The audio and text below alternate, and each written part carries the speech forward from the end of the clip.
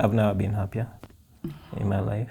And the fact that I have a friend, I have a confidant, I have such a beautiful person in you. And when I talk about beauty, it's not just the outside, but who you are, and who you've always been.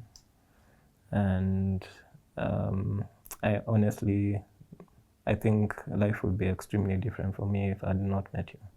Define being heard as a man. I think one is just being listened to without being judged. And I think for me, that was one of my biggest issues, I think, for the longest time, that I had a fear of being judged. You are it, babe, for me. You're our priest, you're our protector, you're our provider. I see how hard you work, just to provide for our family, how you supported me to live my dream. You're my companion, you're my best friend. You're the person who has seen me at my worst, nimechoma kabisa, and you still loved me and taken care of me. And thank you for just being there at every step of my life. The last 5 years have been a dream. I feel like I'm in a dream and I don't want to wake up from it.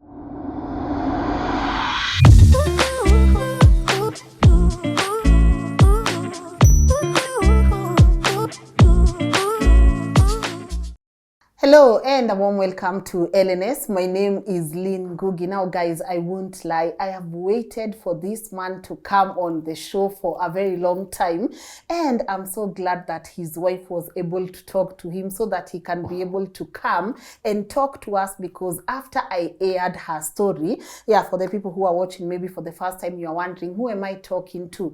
Do you remember when we aired Valentine's story on blended family and how she inspired us? By the time this second chance was coming, because Lynn, if I was the person I was in 2017 at the beginning, I'd have just been an ugly, bitter woman with all this baggage from the past. Yes. And now what has just happened, so it makes you even more bitter and angry. I would not have been able to love him or appreciate him, because Lynn, I am married to an amazing man. It's been 5 years. The other marriage didn't even last 2 years. It ended 1.5 years. I've now been with this man for 5 years. We have raised children together because we're a blended home. He came with 2. Yeah. So remember when I told you there is a man who was left with his children? It's him. The comment section is full of positive vibes, and I was like, okay, she got a second chance in love, ama at love, and we really wanted to talk to the man who was able to hold her down during her worst moments, and he said a big yes, and that's why maybe partly I'm so excited about today's conversation. But before I do let him introduce himself, I want to say thank you to my people at Elegance Fashion, guys, for always coming through with these outfits. I love this one in particular, and the shoes. So acheni tu niwapatie credit where credit is due, and if you are in a position to get yourself a pair or so, their contact details are right here on the screen. Please go and spoil yourself. And now, without further ado, please allow me to let this guest of mine introduce himself. Hello. I wanted to say good morning, but I realized we are filming this in the afternoon. Yes. Hi, how are you? I'm fine, thank you. How are you feeling? I'm just wondering about this. Yes. It feels a bit intimidating. Okay. Oh, why? Why? Now, I'm not used to being in front of a camera, so Yes. yeah, but so at least when my wife talked to me about it, I said, okay, fine, let me come and talk to you and hear what you have to what you have to say, what you have to ask me. Yes, and I also want to hear what you have to say. Yes, Yeah. absolutely. So I think it's also an opportunity to maybe give my side of the story. Okay. Yeah, so since they've had her part of the story, maybe I could also give my part of the story. Okay. Yeah. If you could start by telling us your name and what you do. Yeah, so my name is Isaac Kihurani. Yeah. I treat children. I'm a pediatrician, basically. So it's what I've done, I think, for I think the last, maybe more than almost 20 years. Oh. Yeah. Wow. Yes. And it's my passion, at least, to be able to see children and treat them. Okay. And see them get better. Yeah. So that's what I do. Yeah. Beyond that, I'm also a father of 3. I'm a husband to 1 wife. Yeah, who is, yeah, so I think that's the other part of my life, which is I'm really passionate about as well. Okay. Yes. Welcome. And thank you so much for honoring the invitation. Thank you. Was like, can he just come and also talk to us about a second chance at love? Yeah. And also from a man's perspective, I wanted to understand, at what point do you rise up again after having a failed marriage and say, you know what, I'm going to start all over again? But before we get into the story, how was it like watching her when you watched her? I must say I was blown away, as in, I was actually quite amazed that, you know, as in there's so much wisdom and so much that she had to say that I was actually quite blown away about, or shocked about, because, but again, it's who she is, and you know, she's somebody who is very thoughtful about and very intentional about what she does. Yeah. And honestly, I think that also this was God speaking through her, I think, to a lot of people, also based on the comments which I've seen. Yeah. And I was mentioning to you earlier that there are a lot of people who, even people have not seen for a very, very long time, who are calling me and talking about the impact of what she had done. I think that's also what has encouraged me to also come and sit down and talk about myself. Okay. Yeah, so I mean, I was actually stuck on that screen for 1.5 hours, even though I was at work. I actually put aside what I was doing and was stuck on that screen for that period. And yeah, it was quite interesting. And also, I learned quite a bit as well. I keep learning. I keep learning every day. Yeah. And I like saying that I don't think there's anyone who has a manual to these things, especially marriage. I don't think anyone has a manual to it. And for me, I learn every day. Yeah, so that's amazing. Yeah. What was your take home from the whole conversation? I think for me, it's just the fact that it's been a long journey. Yeah, I mean, when I reflect on what we've gone through together, it's been a really long journey, and it's not come easy.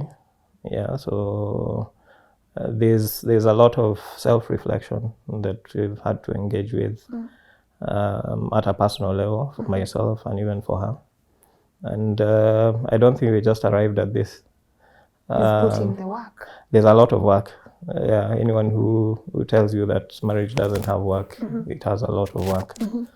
And you have to be intentional about a lot of things. Yeah. Including just how you love this person. And I think for me, when I think about marriage is, how would I summarize it? I think there's one word that summarizes marriage. It's about companionship. Yeah, so it's, and when you look at, the other day I was looking at the definition of what companionship is all about, and what I came across is companionship, or a companion is somebody who you spend a lot of time with.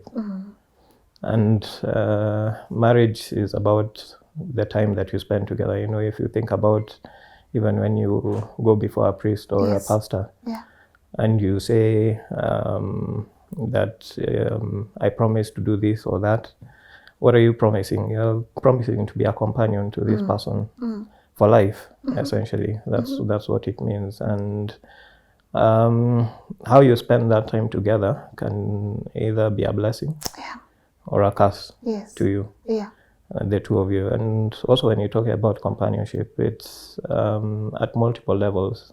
There's a physical aspect, there's a spiritual aspect, there's emotional aspects, there are many different aspects of companionship. And when you have a breakdown in one, it can affect the other. It can affect the other. Yeah, so I think for me, when I think about it, marriage is just about companionship, and I think for me that's what she was talking about. Okay. When she gave her talk, and what it means to be a companion. Yeah, I'm glad you watched. Yeah. I want to get into your story, because let me tell Yeah. you, I have some incredible people watching right now. So allow me to give a shout out to few. Okay. Guys, I might not remember all the names, but I genuinely want to know. I appreciate you. Winnie Kaswiti, Jedi Moon, Bella Olum. If someone has seen Bella, please, let's find Bella. I don't know where she is, but there are some of the people who are always ready for an interview,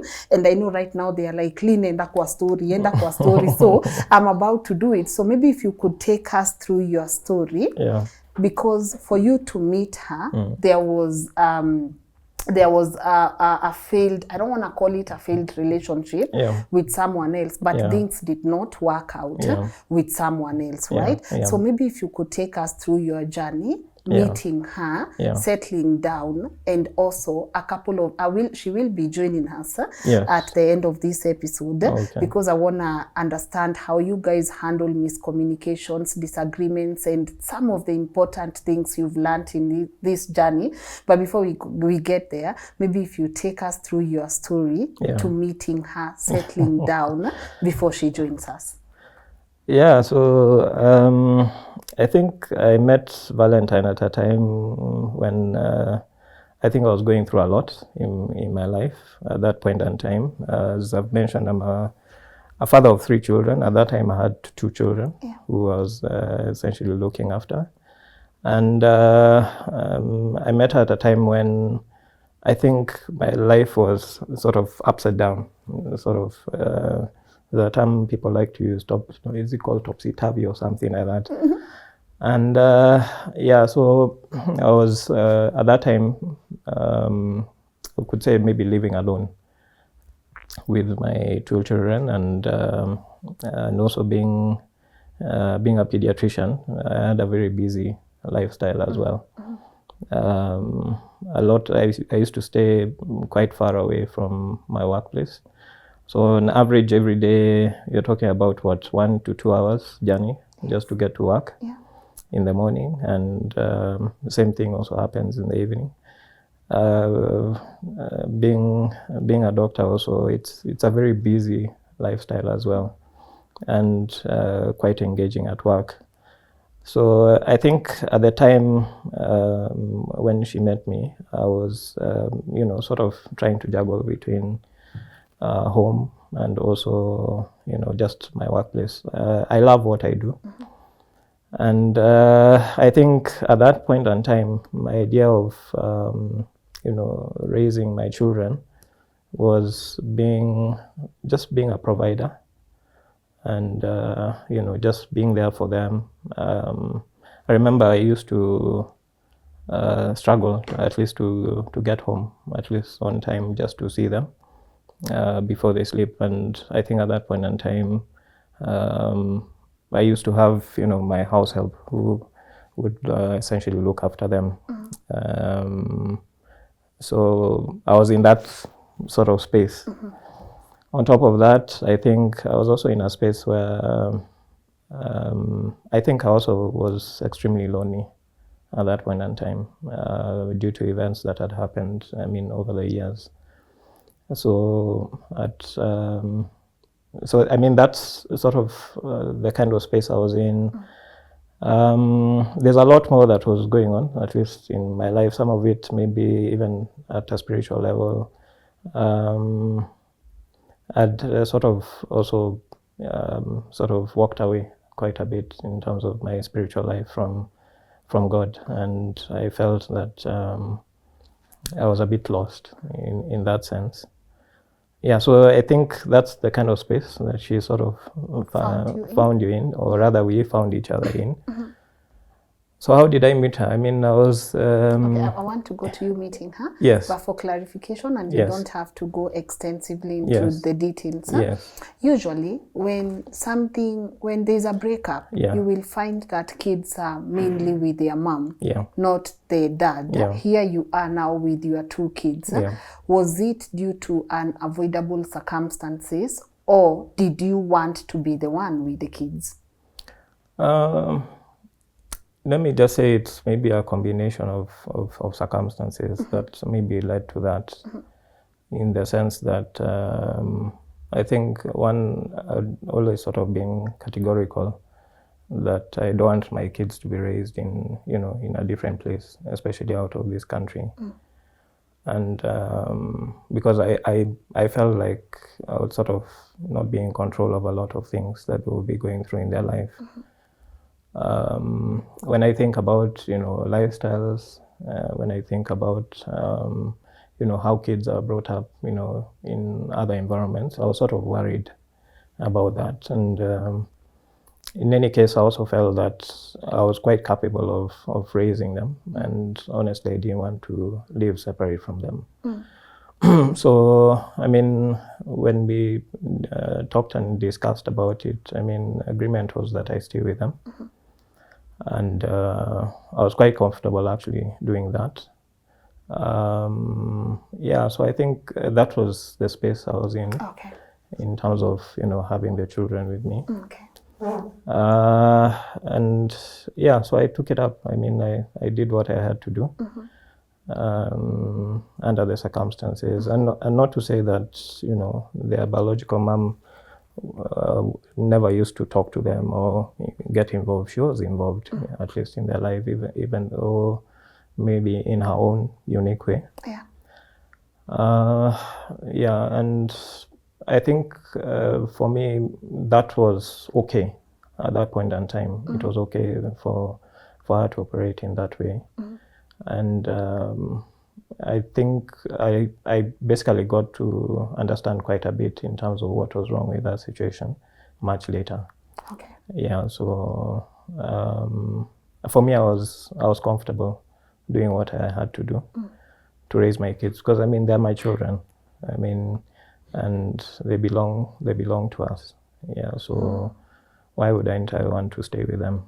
Yeah, so I love my kids, and I've always enjoyed raising them up. And yes, there was a time period when I had to be away from them for about a year, especially during my training as a specialist. And sometimes circumstances can force you to operate in that sort of system. But I think I've learned over time that one of the key things that you need to do as a parent is just be present for your children, regardless of the circumstances, and do everything in your power to be present and to be a present father. If you're a mother, to be a present mother. It makes a big difference. I think it does. Yeah. I want to get to you meeting Valentine, but you also addressed the fact that you felt like between you and God there was a big distance. How are you now spiritually? I mean, I'm far much better space, I must say. And I think I had to go through a process, one of being honest with myself about what was going on in my life. And believe me, being honest is not easy. It doesn't, especially with yourself. Yeah, especially because I think you know yourself. There may be things that you don't know about yourself, but I think there are things that you definitely know about yourself. And once you know those things about yourself, you need to ask yourself, okay, how is this affecting my relationship, at least with God? And I think I had to go through that phase. So it's because I know it's you can lie to people, you can make people think that but possible. When it comes to being honest with yourself, it's a task. Yeah, it's a very big task. And I think sometimes also life puts us in a situation where you have to face the truth about yourself. And I think at that time when I met Valentine, I was in that space where I was confronted with a lot of truths about myself. And one of the things I thank God for her is that she was very direct with me. you know, and sort of putting things exactly as they are. And you know, sometimes when you choose to open up your heart to somebody, it can be very difficult to hide certain truths, especially if you're being sincere with that person. Yeah. So I think at the time when I met her, I mean, she also really encouraged me to seek counseling, at least with pastor. I think she mentioned Rev Tom. Yeah, and I think even for me to gather the courage to meet up with him, I mean, she's in fact, how it started actually, she encouraged me to go for a program which is called Man Enough. Yeah, which is run by Pastor Mbevi. And she really pushed me to go for it. Initially, I was quite resistant, wondering, what is this thing, first of all about? Why should I go?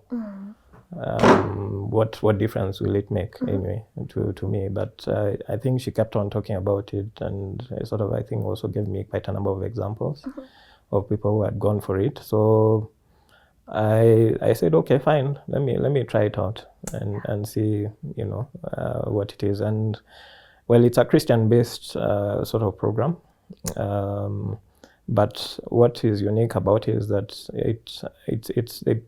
basically it's a whole group of men who come together and go through a whole program that sort of helps you to reflect on many different aspects of your life. I think the thing that struck me most, especially when I met the men in they form what you call companies. Yes. So companies, if you understand companies like in the army, it's a group of colleagues who you've had an experience together with or trained together. Yes. In a certain aspect. So when I met the men in my company, what struck me most is just how similar our problems were. You know, it doesn't matter who you are, what career you are in, what station in life you're in. Our problems are very similar, you know. Our challenges were very, very similar, and a lot of us were going through issues in our individual lives. And I think just hearing people talk about their problems and, you know, how they've managed to navigate them, and, you know, just going through that training really opened up my mind and my heart. And I think that was one of the major changing points, I think, for me, and just realizing that I think I started going through some kind of restoration at that point in time. And then she again also pushed me further just to meet with a pastor. At that point in time, I knew the things that were going on in my life, and I hadn't been entirely honest with her for a long time. And in terms of even what was going on in my life, she knew, you know, that at that point in time I'd been married. That I had, you know, kids and stuff. Those are some of the things that I already told her, but there's more deeper and personal things that I've not talked about. So I think she kept on pushing me, and I think there's a day I remember I was in Mombasa when I'd gone for I think it was a conference or something. I can't remember the exact details, but I remember sitting on one of those beach chairs and, you know, looking out to the sea, and, you know, the way, you know, you suddenly get overwhelmed with emotion, and, you know, it's like you're reflecting and you start thinking about your own life and stuff. And I think for me that was a major changing point. I remember at that point I called her, and, you know, the things I told her, she was completely shocked, you know, because you can appear, you know, in a certain way, but deep down you have, you know, things that you are different version. A very different version. I think for me that was one of the biggest turning points for me, for you, especially even at a spiritual front, because it helped me to confess, because then I think unless you can face the truth about yourself, confess the thing about the things that you're going through, you can't find help. I want to get into this part of Yeah. confessing, Yeah. because sometimes we tell people our deepest truth, Yeah. our deepest secrets, Yeah. our darkest secrets, and then they walk away. Yeah. I want to understand why for you, you felt the need to open up. What spaces had she created Yeah. to make you feel free Yeah. to open up? But before, now let's go back to how did you meet? Her narrative, you met in hospital. Yeah. What's your narrative? Well, it's true. As in, actually, funnily enough, she keeps mentioning how she used to see me in the corridors, and for some reason, I don't think I quite noticed her until the day when, as she narrated, her son was basically left under my care by a colleague of mine. And it's exactly what she's saying. It's quite unusual for that colleague to leave his patients under my care. So I think when he told me to take care of her son, I think that was my first encounter with her. So I remember walking into this room and meeting this lady, who, of course, she's extremely attractive. Very. Yeah, she's very, very attractive. But of course, I mean, at a professional level, I mean, there's a way you'd sort of engage with a person. But I think what struck me most is when I started looking after Nathan. I mean, it just struck me that, this child, first of all, has been unwell for a very long time, and has gone through, quite a lot in terms of sickness. But over and above that, I don't even know, there are some things which you can't even understand. Why did I see this about Valentine? I noticed that, either because of things I'd been told, at least, because the nursing staff where I work would often give you, history about a patient. This is what is going on, this is what is going on. There are junior doctors also who work under me, and they'll also, give me information about this is happening, this is happening. So I think when I added up the dots, I mean, part of what struck me is that, this child is not just physically unwell, but he's also going through stuff, and we need to address what is going on in the surrounding this child. I think that's why, part of the reason why, I started talking to her about, what was going on, in her life at that point in time. And I mean, out of concern, I just said, why don't I get you a counselor, who can come and, just have a session with you, because I can see you're unwell, you're psychologically unwell, and it's affecting how your child is doing. So why don't I get you a counselor? And that's exactly what I did. I went and sought one of the counselors in the hospital where I work. Yeah, and they had their sessions and they did what they had to do, but nothing happened, during that period of time. Remember, it was maybe a month or two before, I started talking to her. So I remember it was around December of that year.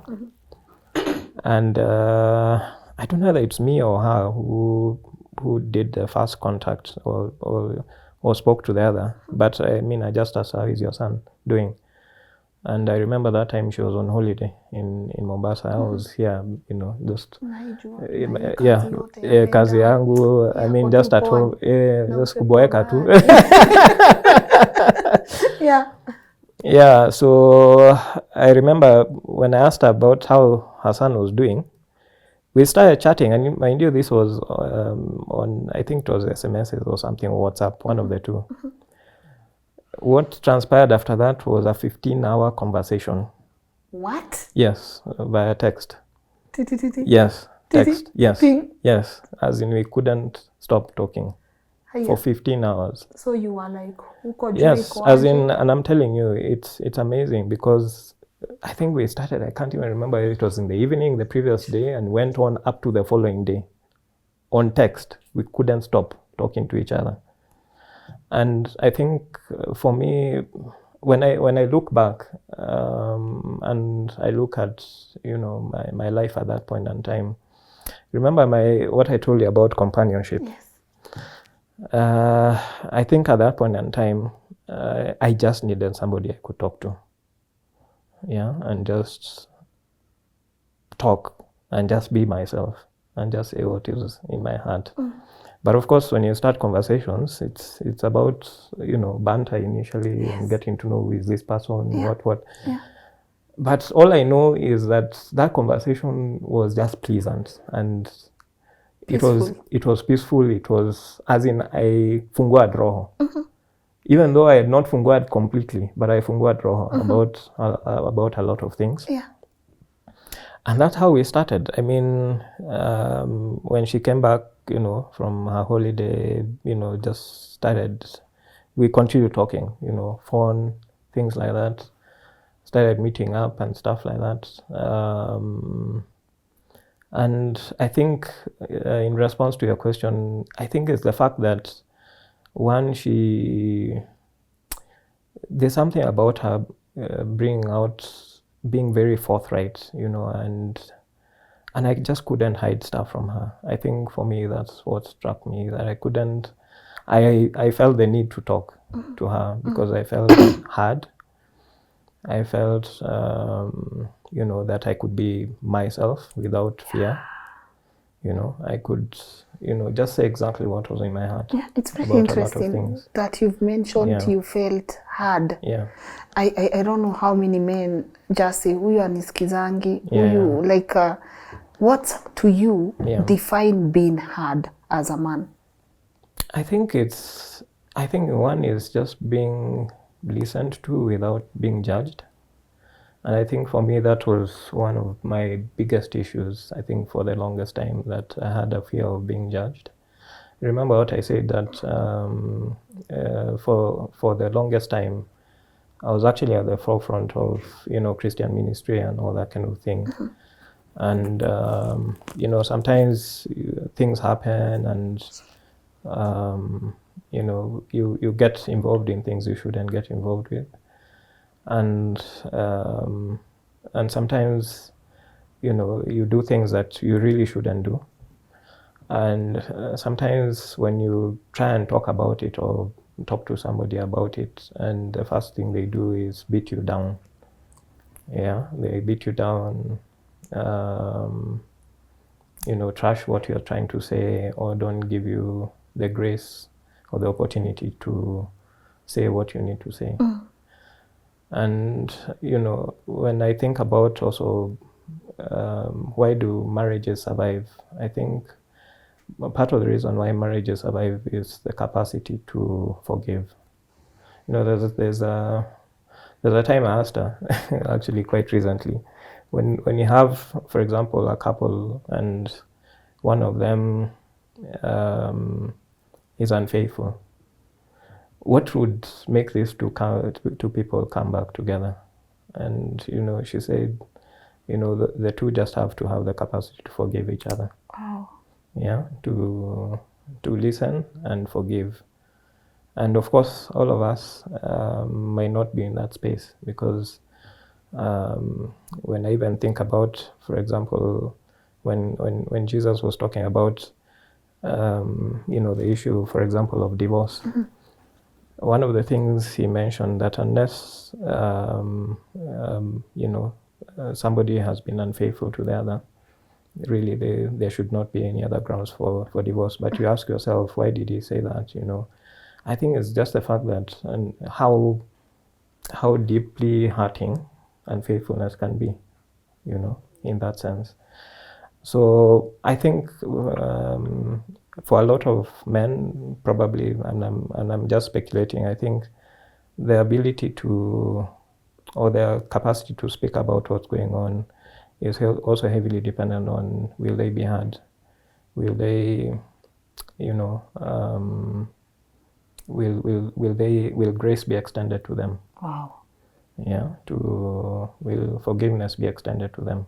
Wow. So I think a lot of men probably hide a lot of things out of that fear that, I'm going to lose everything. I'm going to lose what I've cherished, and they're just not in a position to talk about things that ideally they should talk about to, you know, to their spouses, who should be their confidants, who should be the people that, you know, they can actually say everything and hopefully find grace, you know, to move on.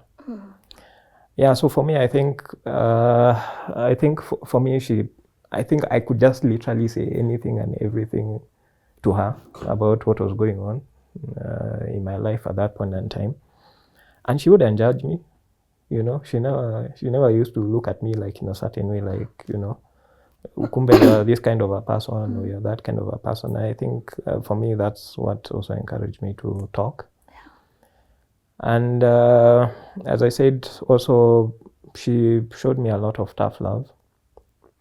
I remember there was a time when, you know, she asked me to, you know, to make a decision, you know, about, you know, because of course by that point in time I was deeply in love with her, and you know, I hadn't sorted out my own life in regards to, you know, my previous relationship and all that kind of thing. And she told me, you know, you need to decide what you want with your life. We can't keep at this kind of whatever situation. You need to decide what you want to do with it. And of course, in typical man style, you know, double speak and stuff, and trying to manipulate the situation and trying to convince her, you know, no, Give it time. Give it time, I'll sort out myself. She said Z. Yeah, and I remember the other time she walked away from me, and for quite some time. And I remember I was extremely sick at that point in time. Ya roho ama physical? Kiroho. Your heart was in pain? Oh, I was in pain. I don't think I've experienced pain like that, because, you know, having met this one person who at least hears you and doesn't judge you, and then they walk away from you, and, you know, and there's so much that you've offloaded. It pained. It really pained me. Yeah. So, but again, it also gave me time to reflect on what you're saying, like sort out your life. So, can I ask a question? Sure. Hey, guys, I just experienced what Oprah would call an aha moment. So let me ask you, especially where you've said men double speak and they try to manipulate a situation, because you could actually be in love with this person, but they'll never give you a straightforward, like solution. They will always be bending here. Why do men do that? I think it's wanting to have your cake and eat it too. You know that saying that, you know, unajua hapa huku nyuma what you have, but at the same time there's this thing that you're seeking and you want, and you found a good thing. And unfortunately we try and make the best of both worlds. And it's unfortunate that I think not many women are willing to stand up to their men and tell them, sort yourself out first. Go sort yourself out then before you come. Yeah, get to know, sort out your mess first before you come. Which is exactly what she told me to do. Yeah. Go sort out your mess. If you're going to come, come. If you're not, it's okay. And she gave me that leave. And in fact, it's very interesting. Mind you, at that point in time, I think, I still used to see her son. And he got better, you know, it's like a miracle. He just got better. And I remember when I stopped seeing her, she still insisted on coming to see me with her son. Oh, just to check up on you? No, it wasn't to check up on me. Because she said, given the fact that you're still a good doctor, you will still remain my doctor, but upande hii ingine, jipange. Wait. Yes. Jipange, sort out yourself. By that I mean that my relationship with you as my son's doctor is over. So of course, first of all, it was very confusing for me. Like, where do I, draw the line between these two people? Because yes, much as I'm the doctor seeing your son, doesn't mean I don't know you. I still know you, and I still like you. I still attracted to you. But her, she was very clear. She was very, very clear that there's nothing that's going to happen until you decide. You make a decision whether you want to be with me or not. Yeah, so I had to I had to go and reflect. And in fact, at that point in time is when she was telling me about the Man Enough program. Yes. And that's when I decided, let me go for it. Yeah. So it might help me figure myself out, who I am and what's going on. Yeah. And for sure, I think after the program, it really, really opened up my mind and my heart to a lot of things that were going on. And at that point is when she told me, go see my pastor. Wow. Yeah. So anyway, so after I called her, remember back to that story in Mombasa, I called her and I talked to her. She said, Isaac, as soon as you're back in Nairobi, go and look for Rev Tom. And that's exactly what I did. Wow. And Rev Tom is an interesting pastor. He's not your conventional pastor. Yes. He's not your conventional pastor. Yes. A lot of, I think, before I met him, my idea of a pastor is this very strict person who will not entertain any sort of, wayward stuff. Nonsense, for lack of a better word. So I meet this man who, first of all, is a man. Yeah, let's start from there. Yeah.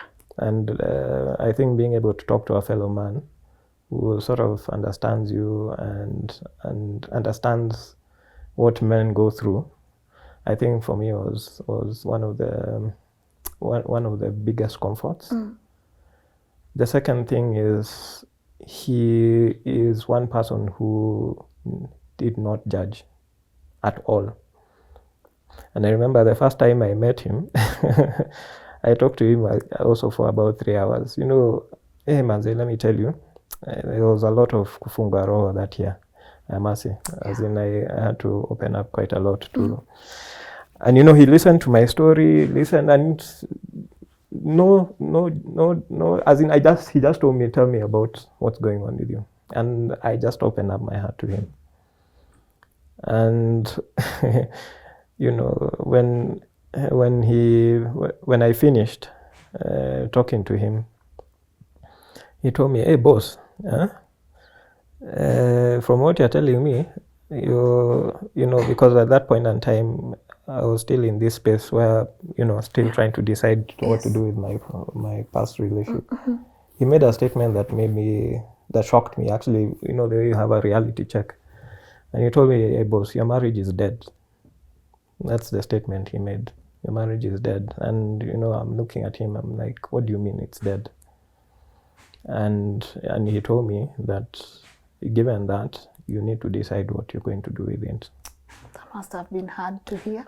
Oh yes, it was. It was very, very difficult to hear. But and whatever you decide to do with it, you need to tell everyone in your life that matters to you what decision you've made, and tell them exactly what has happened and why it has led to that point. And you have to start with my ex-wife. Yeah, so I think I spent like 2 weeks just trying to figure out, am I going to talk or not about what has happened? So it's literally like facing your own devils. I don't know how else to put it. And I had to call her and tell her and just, I mean, she's overseas and all that. And I had to tell her everything about what had happened. Literally opened up about everything that had been going on in my life up to that point in time. And let me tell you, it was one of the most difficult things to do. And not just her. I mean, I had to go and speak to my mom. My dad passed on many years ago, so I had to go and talk to my mom and tell her exactly what was going on in regards to, you know, my marriage and all that. Let me tell you, that was difficult. My siblings, my in-laws in the sense of, you know, my older sister is married to also a pastor, and I had to sit down and talk to him.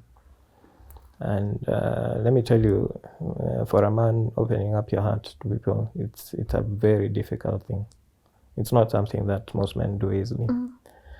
But you know, one thing that it did, it helped with one, coming to terms with what had gone wrong in my previous marriage, understanding my contribution to it.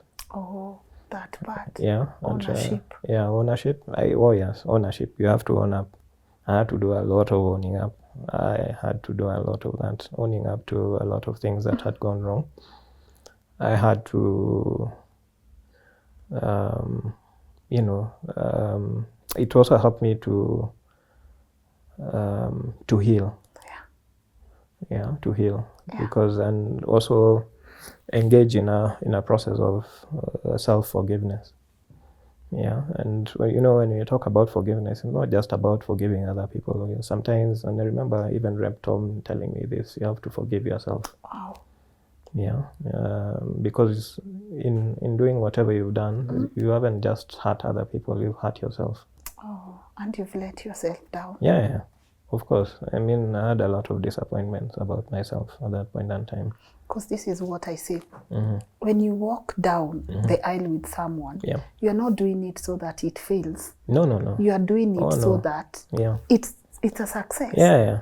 So when there's this whole heartbreak and stuff, it takes you back also as a person. Exactly. And you know, I think also it's just the expectations from society about what you're supposed to be, what you're supposed to do, who you are and stuff. So when you fail at that point in time,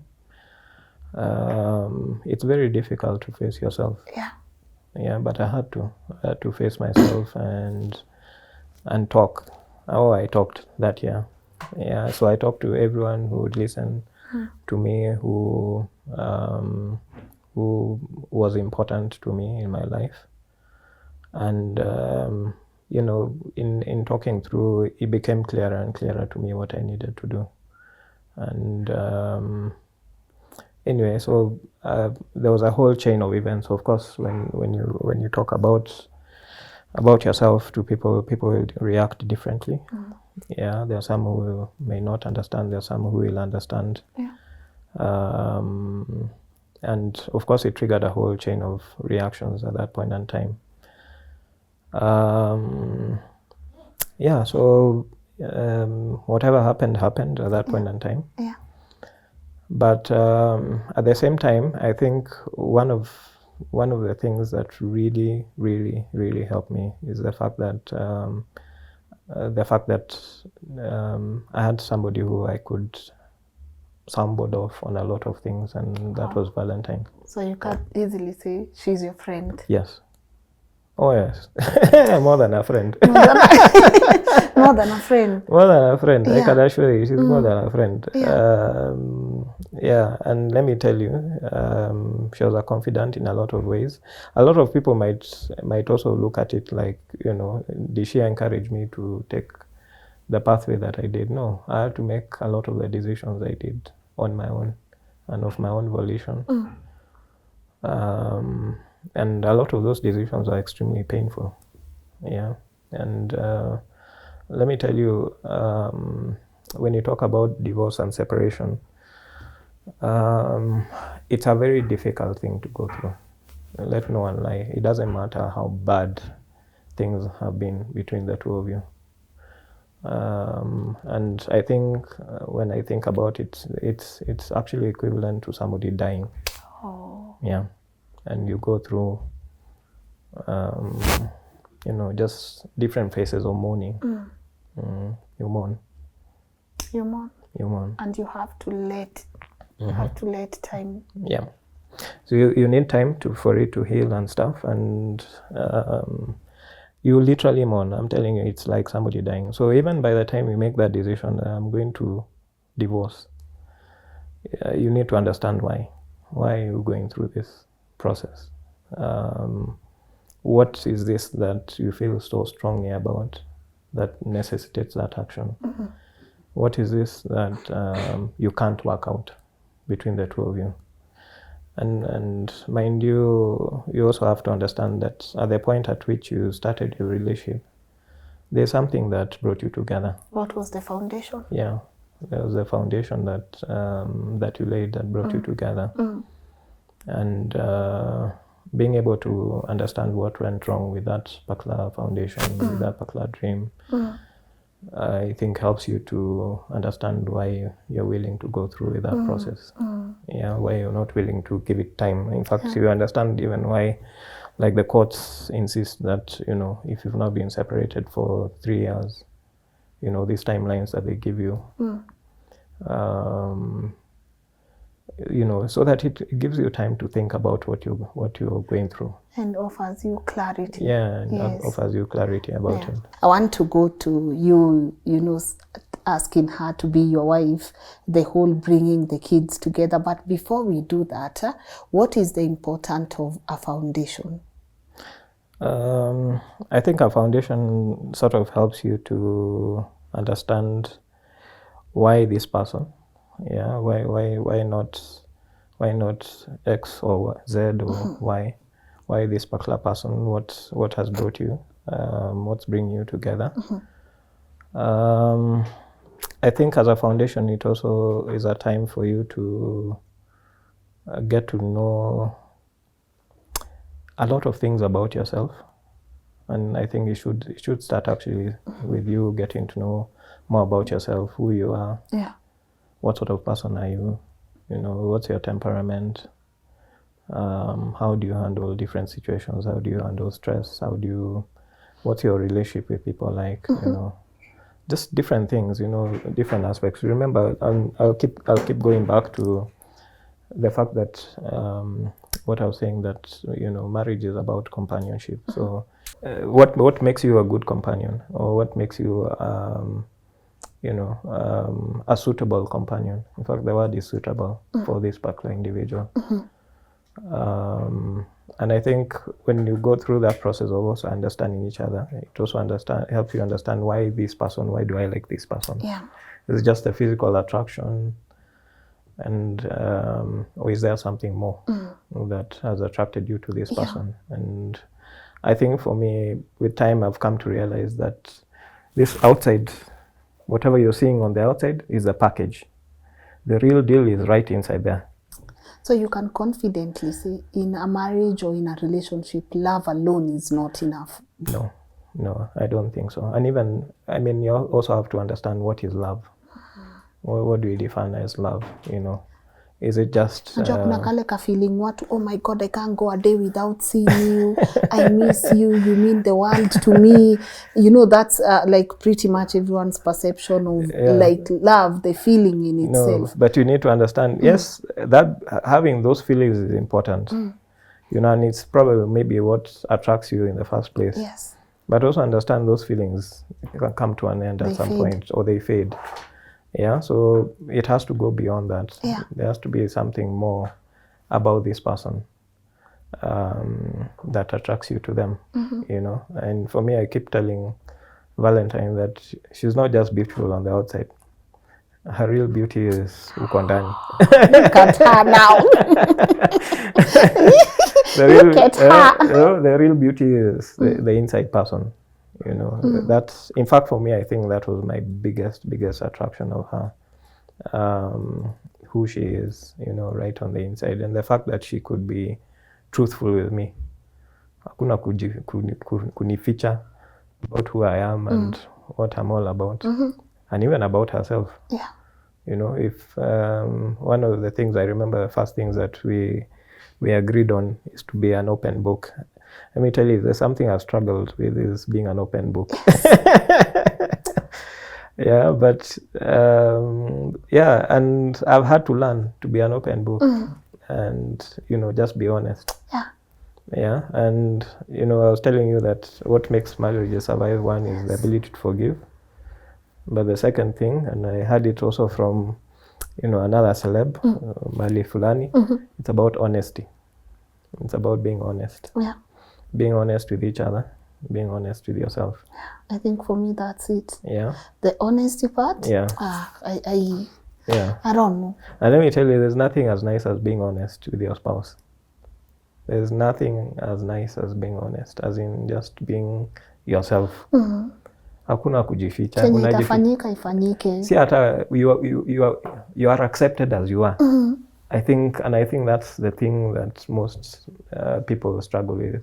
Yeah. You see, will this person accept me as I am? And not just the best version of me, Yeah, even exactly. the worst Even version, the worst of version myself. of you. Exactly. Will you accept me as I am when I'm honest with you? Powerful. Yeah. So I think for me, that's one of the things that I found extremely attractive about her. That I can be myself, and she can be herself. Yeah. And hakuna kuficha. Twende tu. Yeah, twende. Lovely. Yeah. Now, talk to us about you finally making, this decision that I know I did this before.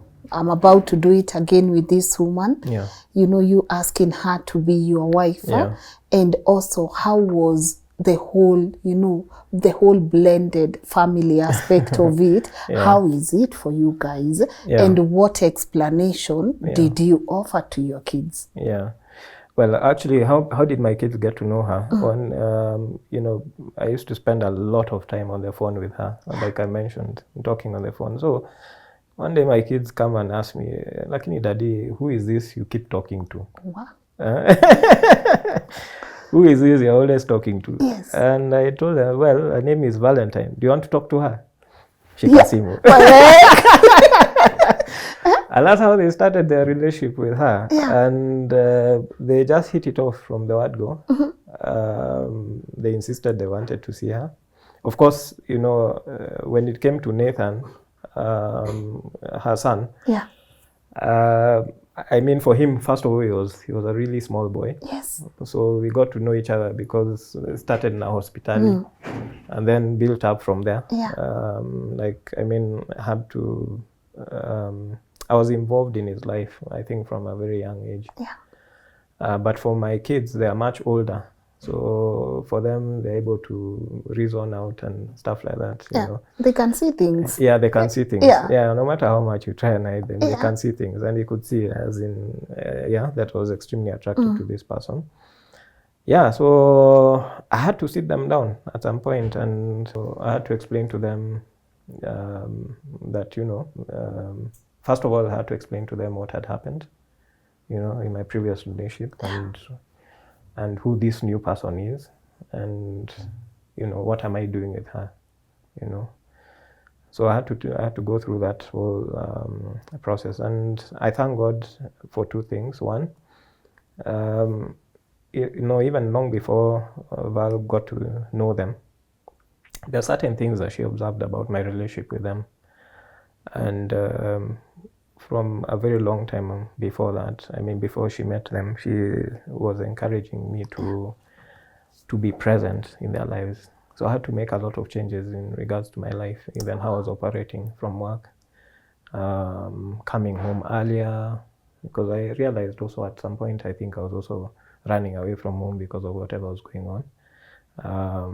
So I had to come home earlier, start being more intentional in terms of devotion with them. Praying with them.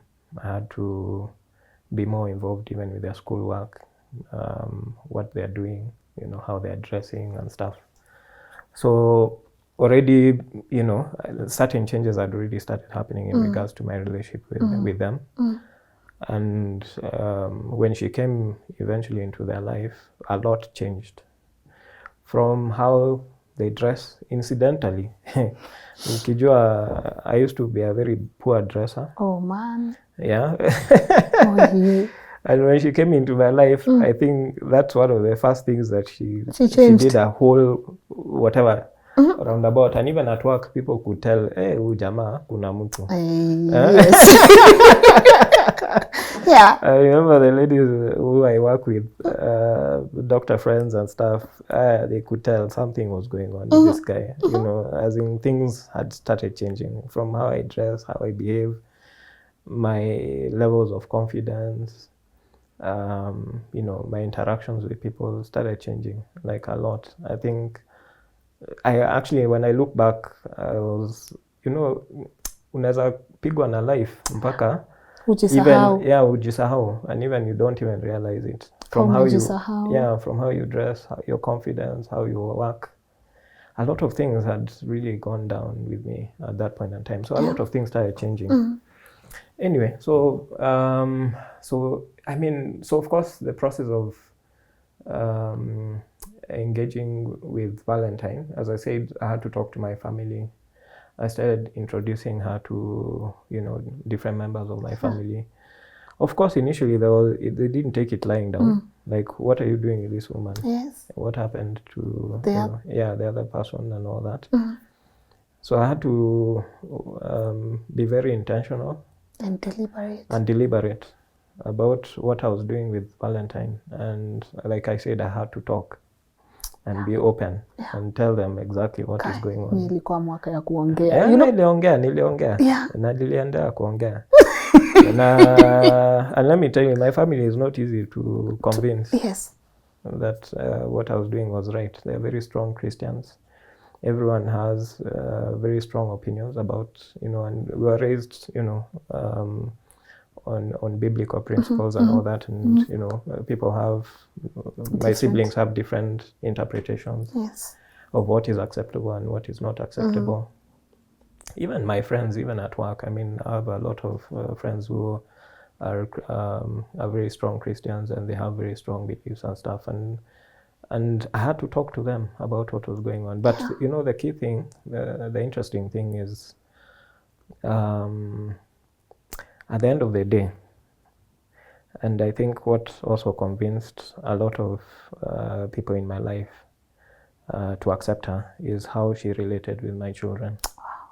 Yeah, because she was very, very intentional about how she was relating with my kids. And, you know, just they could see what it was doing for them. Yeah, in terms of what difference it was making in their own lives. Just having a present mom, for lack of a better word, for lack of a better way of putting it.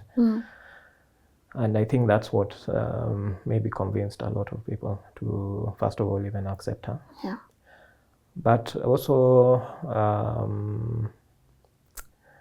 so, and you see also, I think also what really helped also is that her side of the family embraced me from the word go. And I think, you know, God is interesting in the sense that a lot of the circumstances that were happening around that period of time, her mom at some point was unwell, you know, had to undergo surgery. There was Nathan, who was also, you know, having periods of being unwell. And even, you know, like her aunt, who was also unwell at some point. And I think honestly, I think God orchestrated all these things to allow them to see who I was. Because, you know, even for her, having come from another marriage, I mean, you can imagine the anxiety with having this person who is suddenly appearing in her life, who has children, has, you know, has a previous marriage and all that kind of thing. They weren't going to take it lying down that, you know, their daughter was going to go through another marriage, and, you know, and especially considering how painful things had been, you know, with her previous marriage and all the things she had gone through. So I think all these events help them to get to see me, understand me, understand my relationship with her, understand my intentions. I even had to, you know, and even for her parents, even for them to see the sort of person I was, and how intentional I was about, you know, getting involved in her life and whatever was going on in her life. I think these things, God orchestrated them, you know, so that it really helped me to be in their space. Yeah, as much as she couldn't be in my family space, you know. So for her to get into my family space, I had to do a lot of talking to my family members and stuff, and tell them who she is, why is she there, what is she doing, what are her intentions, you know. And you'd hear terms like huyu ni gold digger ama ni nani, you know, amekuja tu kukula pesa yako ama nini, of course, you know. And I had to dispel a lot of those things and tell them, hey guys, you need to realize where I was, first of all, me as Isaac, and understand her place in my life, you know. And I had to be assertive about it also. Ilifika mahali karibu tukosane si wote about over her. But I thank God, we prayed a lot about it. We really prayed a lot, and her parents also prayed a lot, especially her mom. Her mom is a very staunch believer.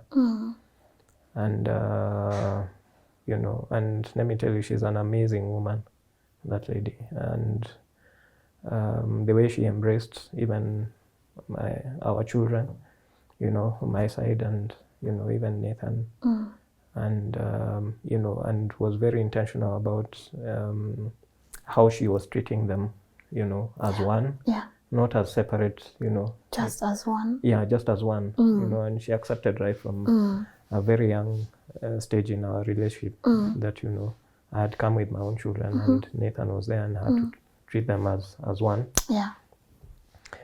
So we had to be very intentional about that. Even for me, allowing Valentine to be able to parent my own children, it's because of what I saw in her. Because I saw a mother in all the true sense of the word.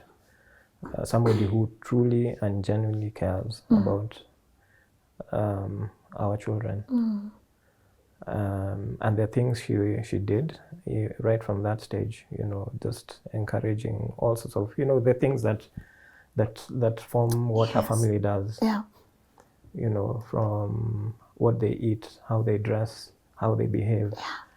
You know, all these things. She was very, very intentional in guiding that whole process. And I think that a lot of those things is what convinced me to allow her to function at that level as a mother to my children, or to our children, actually. You know, and I think that's what really helped. So I had to give her that space, because without giving her that space, she couldn't have managed to function at that level. Yeah. And eventually, once we got together, being a common front as parents. Yeah. And as she says, we've been together for 5 years. Yes. And our story has been the fact that we've had to be deliberate and intentional about parenting together. Yeah. And not having different sets of rules that huyu ni mtoto wangu, Na sasa huyu ni wako. huyu ni wangu, you can't treat them this way, you can't do this. Yeah, so it's about intentionality in that sense. So and I think for you to allow somebody to get into that space, you really need to have known them. Yes. Yeah, and known them and known who they are, and what are their principles, what are their worldviews, how do they operate, you know. So I had to get to know her before allowing her in that space. In that space. Yeah, so, but let me tell you, she is an amazing mother. She's an amazing mother, an amazing wife, and I can say that with absolute confidence. Yeah. And our lives have radically changed since she came into our lives. Yeah, I feel like I want to call her on set, so you can tell her. You don't have to say that we're looking at her corner, but she can come closer. Yeah. Valentine, I feel Wacha akuje hapa. Akuje hapa. Yes. Pressure imekuwa mingi. Yes. Yeah, Yeah, welcome back. you.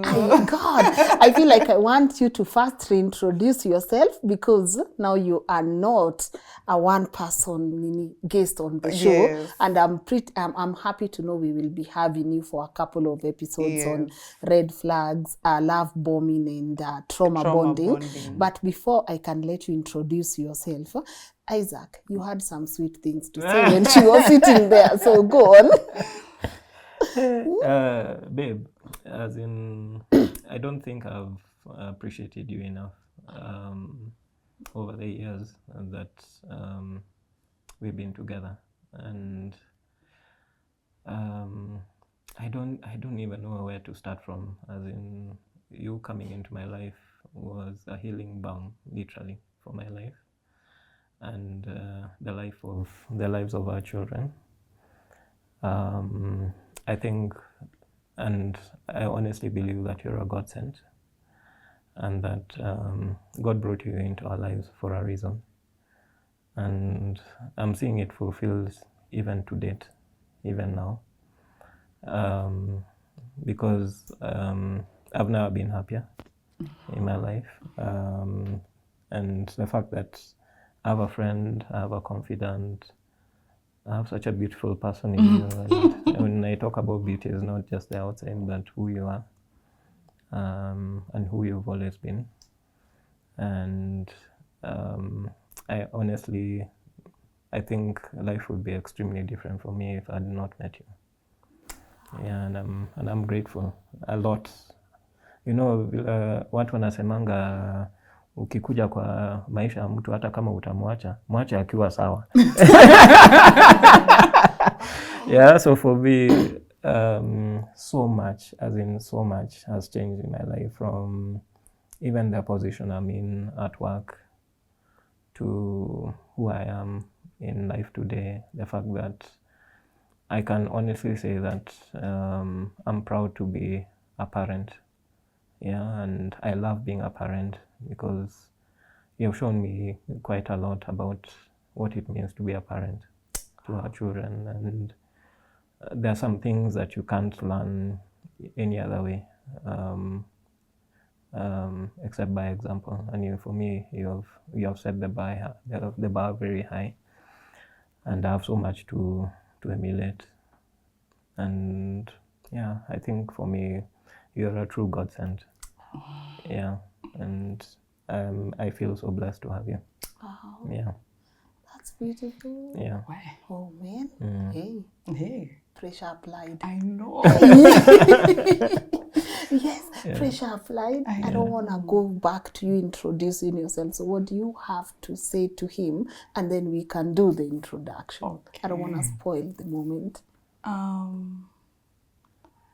Babe, Mom, actually my grandmother keeps telling my mom that you are our tia wiper. In Kimeru, it's said differently, but and I remember when I was saying our vows, I told you that laughter is what your name means, and it's exactly what you brought into my life. You've allowed me to be myself, me and my crazy, wild, big personality that you love so much. It's for me, every night I go to bed with you next to me, I cannot believe that I'm living this life, because for the longest time I thought I was crazy for craving and yearning for the things that I was craving for and yearning for and praying for. Our sons have the best example of a man. You are it, babe, for me. You're our priest, you're our protector, you're our provider. I see how hard you work, just to provide for our family, how you supported me to live my dream, how happy you are with the little I bring home, and you even do a dance. He does a dance for me when I tell him, Analetanga mingi, asikudanganye. As in, and we are partners. We are partners. We're doing life together. Definitely. You're my companion. You're my best friend. You're the person who has seen me at my worst. As nimechoma kabisa, and you've still loved me and taken care of me. And thank you. Thank you for just being there at every step of my life. The last 5 years have been a dream. I feel like I'm in a dream and I don't want to wake up from it. And thank you for allowing me to parent Shuru and Coco. Thank you for fighting so hard for our love. People do not know how hard we had to work to get to where we are. It might look like it's, we just woke up and found ourselves here, but it's been 5 years of hard work and we continue to work to date. But thank you. As you say, I think the best thing about a marriage is being with somebody who allows you to be you. Because truth be told, it's not something we have experienced before. And even hearing, our children say, you two, you can never leave each other, because they see just how you respect me, how you treat me, how we work together, how you're there for us at every step. Yeah, so thank you, and thank you for embracing Mom and Dad. I don't know, you're the son they never had. And you're the brother my sister never had. And I love you very, very much. I love you too. Oh, thank you. God, guys, why am I emotional now? Oh man, that is so beautiful. Yeah. And thank you for being nalianga mimi. Yangu inakwanga kama wachana na sisi tulie. Wachana sisi, today we are crying tears. For me, this is so relieving to see. Having sat on this chair and constantly having to watch people break down because something they loved, something they treasured did not, or things did not work out the way. And they wanted them to work out, and them knowing maybe they are so stuck and they cannot rise from that position and give love a chance again. I'm sure when they see this, they will be inspired. But I'm not letting you go so easily. Because of time, guys, you know how we do. I do not have the energy to rush my guests today because there are like 5 things I need to handle from this conversation. A lot, as he was speaking, a lot of things were going through my mind, and I was like, I need them to be able to help us navigate this when they are together. So, see you tomorrow at 10 a.m. We have to do it, guys. Please, please, please tune in tomorrow at 10 a.m. for the part 2 of this conversation. I feel like if I rush, a lot of you will not be able to get this part of their story. So I'm about to come back tomorrow, maybe for 30 or 40 minutes, because there are a few things I need them to break down for us. And I'll do a great injustice to this conversation if I let them just go. So bear with me. See you tomorrow. Chasani fanya introduction ya kesho. Sawa? All right. Hello.